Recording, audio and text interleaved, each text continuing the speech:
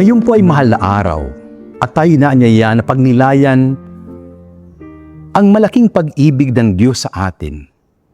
Ibiligay ang kanyang buhay para sa atin, nakabayubay sa krus, upang lahat tayo tanggapin sa ating mga pagkakasala at anyayahan uli na magbalik at maramdaman ang pagmamahal ng Diyos.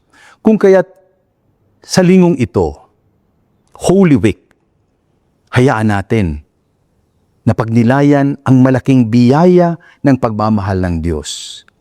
Na sa gitna ng digmaan ngayon, sa gitnang silangan, maramdaman ng bawat isa sa atin na ang Diyos ay siyang bukal ng kapayapaan.